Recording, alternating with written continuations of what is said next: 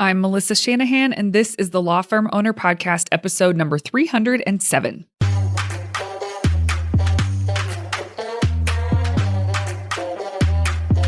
Welcome to the Law Firm Owner Podcast, powered by Velocity Work, for owners who want to grow a firm that gives them the life they want. Get crystal clear on where you're going, take planning seriously, and honor your plan like a pro. This is the work that creates velocity.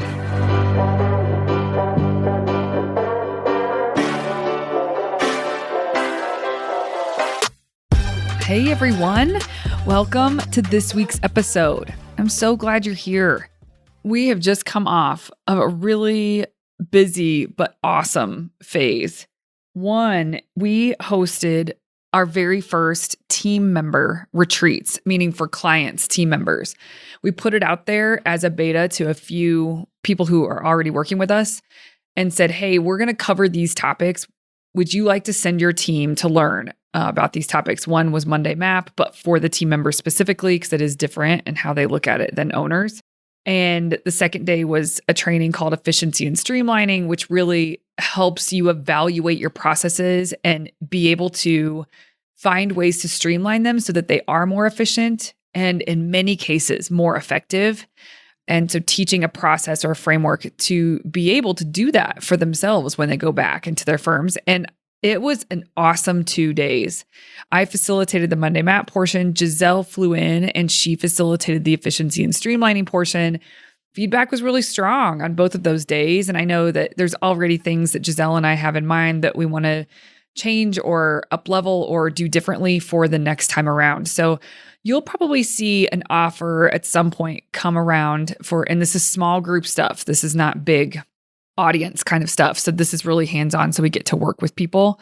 So you'll see some offers probably come through, and we'll start with clients and members. If you are a client or member and you want to send your team members to be trained specifically on a topic that we'll share what we're planning for, then you have the opportunity to send them. And I'm so excited about this. This helps us help our members and clients even more by aligning their team in certain ways around certain topics so that it's not entirely, the burden isn't entirely on the owner to go back and try to convey what they're learning inside of Velocity Work. So these are really cool opportunity and we are looking forward to more. And virtually. So when it is virtually, we can open it up to a few more people. We would still keep it small so that we can make sure to be able to work with the attendees, not just have the attendees listening to us as the facilitators, but us be able to get in there, roll up our sleeves, and help them with what's in front of them specifically. I'm super stoked. I think this is going to be a really good unlock for members and clients. So we did that on a Monday and Tuesday. When this airs, it will have been a couple weeks prior to this airing on a Monday and Tuesday. And then Wednesday, Thursday, Friday, we had a Velocity Work internal team retreat. And man, it was an awesome 3 days. We got through so much. It was so productive. We really made sure that our calendar is squared away for the next 12 months, but more so even the next 3 months. Looking at what we have on our plate, making sure that we have time allotted to really honor the work that's in front of us and make sure that we can do as best job as possible. I'm so thrilled with our team and our team setup. We have, of course, Giselle, who does a lot of facilitation. She works directly with private clients and syndicate members. Mastery group members also have the opportunity to book days and time with her for really pointed help. She has a lot of experience. She brings a lot to the table. So we love the work that she's doing there. And she also helps us manage our operations inside of Velocity Work, which is great. That's her background. We have Mika, who's our client services manager. She's fantastic and just continuing to develop in really great ways. Mika has an assistant named Mitch, and Mitch is an overseas VA who just is also developing so well and really showing up in new and better ways as time moves on. So really strong team there that we've had. And then in addition to that, we just hired a new core team member here in Denver. that's going to be a real asset to the team. So we're very excited. It's a strong position and it's a strong woman stepping into that position. And it's going to be supporting me and some of the operations behind the scenes. So just feeling so good about it. And we got to dig in and make sure we were really ready for that new hire who starts in May. Her name is Natalie, making sure that we're really organized with her onboarding, what it's going to look like, and how we're going to divvy up some of the responsibilities and duties inside of Velocity Work. So we just got super organized, made headway on quite a bit, and feel very equipped and prepared to deal with the next 3 months, which are intense for us. We have travel. We're going to travel to clients. We are traveling for a conference. We are attending, and we have a booth set up for AILA, the annual conference for AILA that's set up here in Denver. That's the first time we've ever had a booth anywhere. So that'll be a whole new experience. So we're preparing for that. There's just a lot going on. And I think us coming together as a team to make sure that we feel really good about how we're moving through the next few months was really important. We took the time to do it. So feeling strong there, which is great. You all know, you listeners know that when you have a really strong team and a strong plan in place, that everybody's rowing in the same direction, that everybody wins when that happens. Your clients win. And so same for us. Our clients win when our team is strong and prepared and working together to row in the same direction. Our team wins because it's more fulfilling, it's smoother, our efforts are more effective and efficient. And then the business wins. It's healthy for the business to have this in place. And what an evolution to get here. I mean, all of us, you listeners and myself, we can look back and see the evolution to where we are now. And it doesn't mean you're done. And some of you may not even be really happy with where you are right now, but there has been an evolution, and you do have a different vantage here and now than you did a year ago, 2 years ago, 3 years ago, or longer. And that's something to be thankful for. You can make different decisions now than you could have made prior. You are a little wiser, a little smarter heading into things, maybe think differently about things now than you used to. And all of this for Velocity Work has come together to really bring together a strong team. And that makes me so happy because, again, everybody wins when that is true. And doesn't mean we're not going to have hiccups. Doesn't mean we're not going to have barriers. Of course we will, but we can handle it. We've got this. So good spot to be in. It feels really great. And I'll mention this too. I will likely go into this in a different episode, especially for women out there. But there's been some things I've been going through health-wise and having trouble pinpointing exactly what is the root cause of these things. And have some answers there. And that feels really good. But for the last 6 to 8 weeks, I've really been struggling with my energy. Like I feel like I'm dragging my body through life and, maybe chalking it up to the age that I am and hormone cycles. But anyway, I was encouraged by a practitioner to get my thyroid tested and do some additional testing. Anyway, it's been a road. And where we are now is I have figured out that I have Epstein-Barr virus. Many people do, but there are periods where that can reactivate. And that is what has been happening for me. And it has totally taken the wind out of my sails. It's been a struggle for me to even some days just show up and feel like I can be a great version of myself. And so navigating this has felt tough, but now we have some answers. We know what to point to and feels really good. The sun is shining in Colorado, which it does a lot anyway, but it's getting warmer, getting outside for more sun. And I guess the point of me telling you this is I think this news and figuring out what to point to is coming at the tail end of what has, despite my energy being so zapped, has come at the tail end of a phase of Velocity Work that I'm so proud of. This team is remarkable. Our clients and members are remarkable. The health of our business is in a really good state. There feels like a great flow. I just am grateful for all of it. And now with maybe some answers around the health things, the amount of appreciation and gratitude I feel internally is even more so through the roof. So Yeah, I'll probably share more about the journey just in case it helps someone, basically. Look into certain things and certain testing that I did, certain things that I've learned along the way. I don't know why I wouldn't share it. So I will probably do that at some point. But feeling especially good today recording this because of everything I've just shared here. Okay. Well, and more. There's a lot more good stuff going on in life, but those are the big things that felt relevant to share here on this episode. Okay, well, here's what today is on this episode in terms of the content we're going to dig into. Before we close out this mini series on bonuses and incentives that I've done, there's a few final truths and clarifications I want to leave you with.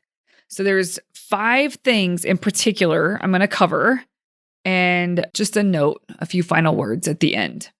If you haven't listened to the episodes prior to this, I think it starts with 304, 305, 306, and this will be the 4th and final as of now. Maybe in the future I can do some more, but for this series in particular. And so listening to those will give a lot of context and will help you understand what I'm clarifying here. This episode will make a lot more sense. I would not listen to this episode if you have not listened to the previous episodes. So please go do that so that this one makes more sense to you.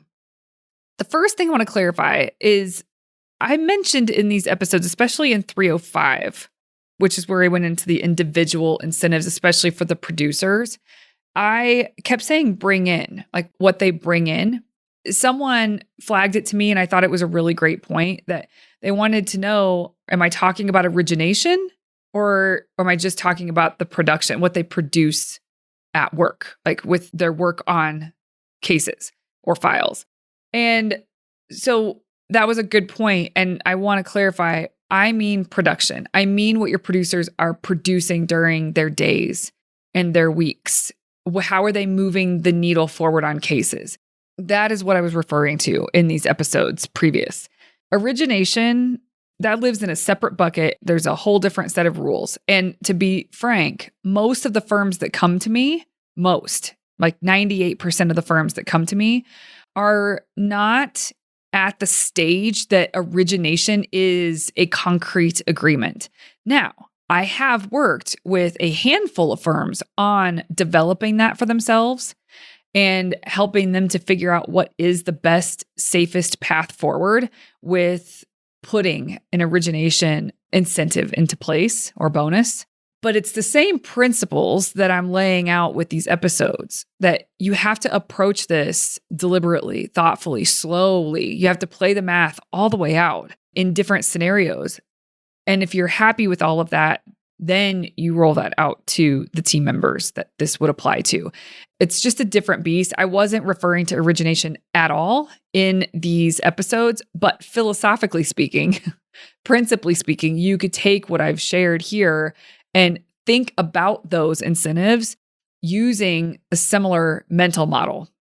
Okay, so that's the first clarification. The second, we didn't really go into payout frequencies for incentives or bonus. And I would like to just touch on this and give you some food for thought when it comes to payout frequency. So weekly, monthly, or quarterly is typically what I would recommend. Most of the time, it's monthly. But there are a few scenarios that might make sense for weekly or quarterly. I'll talk about those in a second. Annually is another option. I don't think annually is a great idea in terms of payouts. John Grant, his company is called Agile Attorney. He reached out to me to let me know he listened to these and offered some feedback, which I really appreciated. Some of these things that I am sharing with you today, that's because he was wondering, like, did you mean this or did you mean this? So these are really good things for me to have to clarify. So I appreciate him reaching out. And one of the things he asked was, do you recommend annually in terms of a payout? I do not. I think it's too far removed from the behaviors and the actions that people need to take in order to be on track for whatever it is they're supposed to be on track for. By the time you pay it out, the connection is diluted. So he also agrees, and he shared that with me, but I was like, oh my gosh, yes, I totally agree with that. I didn't say that on the episode. I should totally say that so that people don't think that I am meaning that they should pay out on an annual basis. Now, when we talk about weekly, monthly, or quarterly, weekly is best for really tactical roles. So that could be anything to do with sales, and you may not use the word sales, but your intake team and conversion, things like that. Those can be really good roles to incentivize weekly. Also, hourly. If you are on an hourly model, then there are supposed to be an average number of hours per week that is met. And so if it happens by week to week, there is an incentive gained for that. That will keep people on track for the bigger picture as well. You do not have to do this, by the way. I don't think that if you have an hourly model and you are incentivizing attorneys and you don't do it weekly, that I think that's wrong. I do not think that's wrong. Monthly is fine. You can decide your own frequency. I'm giving you food for thought. But weekly can be great if you are tying something to someone, a role that's a very tactical position. There's a number to meet and it was met in that week. And that's what's needed in order to be on track for the month, the quarter, the year, right? So that's something you can do. And I recently saw, for those of you who knew Alex Hormozy, I saw him talk about this somewhere. Basically about if you have a daily or weekly goal for your team members, then you should incentivize them when they hit that daily or weekly goal. I thought, oh yeah, of course. So I thought I would share that here, that there is an opportunity where it could make sense for you to set a weekly goal. And we talked about the connection earlier. I said annual is too far away. By the time you pay it out, the connection is diluted, but it wouldn't be. If you have a weekly goal or a daily goal for people and you pay out, even if you don't pay out, but it's accrued weekly, then that helps them stay very connected. The connection is close. That's how you want to think about this is the connection close. And shout out to John Grant. I believe that. I believed that before he said it, but he gave me the language of the word connection. I think that is true. And that is what we're shooting for here, is to keep the incentive closely connected with the behavior or the actions. It keeps momentum high. And monthly is good for most of the roles in your firm where there is an incentive or a bonus or incentive makes sense for the role. And this is because we track month to month many different stats, many different metrics. And so when you do that and you're able to see, oh, where did they land for the month, then it's easy to know if there should be a payout, where it would be very tough to do week to week with certain kinds of roles. One example is if every month there is a certain number of filings to be done, and that's the goal. Well, week to week, it could be lumpy, especially if you do not have control over some things. If you're waiting on an outside agency or government to be able to file, then you don't have total control week to week. But over the course of the month, because of the lumpiness, you may be able to get and meet the goals that were set for the firm. So that's one example. And also, when you set a monthly, it ties directly to monthly revenue cycles, which can be helpful depending on your cash position. Quarterly can be best for longer term or long cycle work. Sometimes it's more strategic, it's higher level, it's not the direct production in the firm. So this could be rainmakers, for example. So origination could live here. You could think about it on a quarterly basis instead of just monthly. Quarterly allows enough time for big goals to materialize and to smooth out the ups and downs of a bigger, longer term goal. Another example is acquisition cost. So you have a marketing spend generally for the firm. Of course, campaign by campaign, you should be tracking what the acquisition cost is. But generally for the firm, you have X amount you're spending towards marketing, and you have X number of clients that came through the door, and you get an acquisition cost by dividing the spend divided by the number of people that came through the door because of your spend. Listen, there's nuances to this. This is not what this episode is about, but you can calculate acquisition costs. Well, that month to month is a little more volatile. It's better to look at quarter by quarter or even year by year what the acquisition cost is and getting it to a range.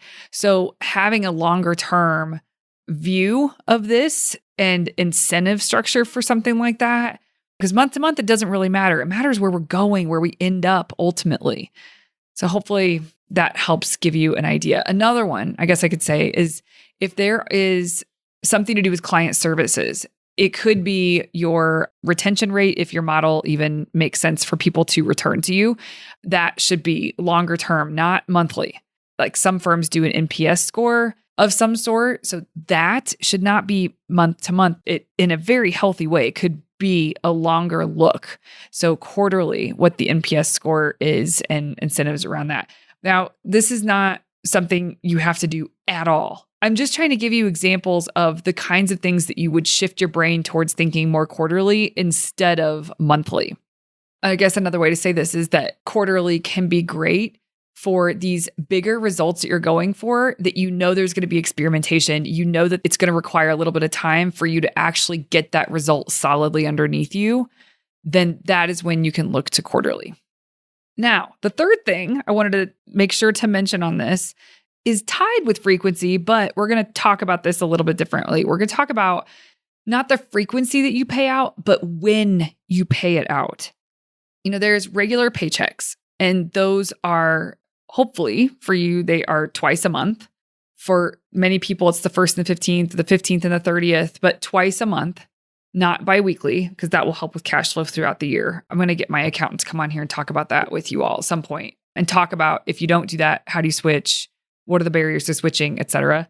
But let's just say twice a month, there's a paycheck going out. It's a regular paycheck, and that's all fine and good. What a lot of people do is just put the bonus inside of that paycheck. So it's on the pay stub. Yes, it's taxed differently. Yes, it's in there as a separate line item, but it just comes with their normal paycheck. And what I would recommend is to have a special day where bonuses are paid out. So for example, every month you could choose a date that the bonus payroll, the off-cycle payroll would be run, and the incentives would be put in that way. It's a special incentive check or a special bonus check. For example, it could be on the 20th of every month is when that off-cycle payroll, the bonus payroll, the incentive check is issued. And this builds excitement and it makes it feel genuinely extra. It prevents entitlement. There's a lot of times people just get their bonuses in their regular paychecks and they almost don't even see them. It is just a part of what they get. And so it doesn't flag their brain that like, hey, this is what you're getting for going above and beyond and doing what you were going to do and the growth that you're exhibiting in your day-to-day. And so when you do separate it out, it treats these bonuses or these incentives as a special event, and it reinforces that they are rewards. They are not expectations. It keeps it top of mind also, knowing that the bonus day is coming. It generates buzz. It reminds everybody exactly when they'll see the results of their effort. There's literally no downside to pulling it out of the regular paychecks and making a special date for it. Operationally speaking, it's just an off-cycle payroll. So whatever payroll provider you use, they can process an off-cycle payroll for just bonus amounts. And that will ensure that correct tax withholding is handled properly. It makes it easy for reporting when you're trying to look back to run reports for certain things. So it's a great way to go. Okay. This next thing is something that I didn't say, and I wish I would have said because I know that it's true, but we didn't talk about it. And so this is the place where we're going to talk about it. The fact that not everyone is motivated by money can make it so that these incentives aren't actually motivating or as motivating as they should be, as the intention is for them to be. So checking in with your team and really understanding your team and understanding what they value is very important. And there's ways to put these incentives into place where maybe it's not a financial payout, it's not money. They could be alternative rewards, so to speak. It could be extra time off or flexible hours. It could be a professional development stipend to be able to go to some conference or take a trip that they've been wanting to take that will help them develop professionally. It could be recognition, public recognition in front of the team. It could be a gift, like something that they would love to receive. Something that we do internally and we encourage our clients to do is to have your employees fill out a form that helps you get to know them. And it'll ask them, what are their preferences? Where do they love to go out to eat? What is their favorite place to get a coffee or a tea? What are their favorite sports teams? It really gets to know them. Ask, if you were to get a $500 gift, would you prefer that it was X, Y, or Z? And you start to glean from people, oh, this is what they care about. This lights them up. This is the way to say thank you to this person. And so you can start to figure out a path for each individual. Now, this is difficult to do in a group incentive. If it's a group incentive, it's a group incentive. The payouts need to be the same reward. It's not going to make sense otherwise. I'm probably wrong about that. There's probably a way you could do that with a group incentive. I don't know, but that feels very difficult. But individually, you could absolutely tune into the person and they can have an incentive plan that speaks to them. The thing I would say is that you want to make sure that the value of the reward remains fair and sustainable for the firm. So oftentimes what I like to do is to play it all the way out to the end and figure out what that would mean. Like what would be a win-win financially in terms of a payout for the firm and for where there's still stability in the firm and it still feels really fair to the employee, et cetera. Once you figure out that dollar amount, then you can start to figure out different types of rewards that isn't money, but that doesn't exceed what you would pay out if you were paying cash. And so just find the value first and then work backwards to figure out how can you speak their workplace love language, so to speak, where you are meeting them with what matters to them and the value doesn't go over what you would have given in terms of money. So just be thoughtful. You don't want to overextend because it's not money. Some people, especially if your value is money, you would value financial rewards. Sometimes you will overinflate the alternative reward type because you just can't see the same value. It's like, oh man, I need to give 5 extra days off instead of this payout. It's like, no. Back it down. What's the same value? Figure that out. Offer that as days instead of money.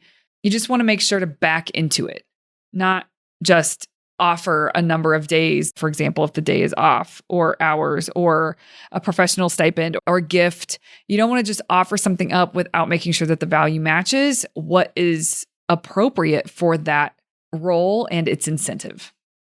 And as we round out this episode, the final point that I want to make sure to reiterate, I know I have said it on every episode, but I'm going to say it here again because it's so important. You have to design these with care. You have to math it out, every scenario, before you roll it out. Deliberate and slow is what will win in these cases when you're setting up incentives. It really matters that it's a well thought out plan and that it feels healthy and inspiring from every angle. It takes work, but it's worth the effort when everyone wins. Now, along with this point, just please remember that everything I've shared with you, this is not the end all be all. These episodes are meant to kickstart your thinking, not be the last word. There are countless creative ways to build incentives. Many I haven't even mentioned here, but what unites them all is the same principle: to align rewards to the behaviors you want, make it fair, and create a genuine win-win-win for your people, for your clients, and for your firm. Thank you so much for tuning into these. It means the world. And I can't wait to see what some of you do with it and how you make shifts, positive shifts in your worlds with some of the information that we've shared here. Thanks, everybody. Hey, you may not know this, but there's a free guide for a process I teach called Monday Map, Friday Wrap. If you go to velocitywork.com, it's all yours. It's about how to plan your time and honor your plans so that week over week, more work that moves the needle is getting done in less time. Go to velocitywork.com to get your free copy.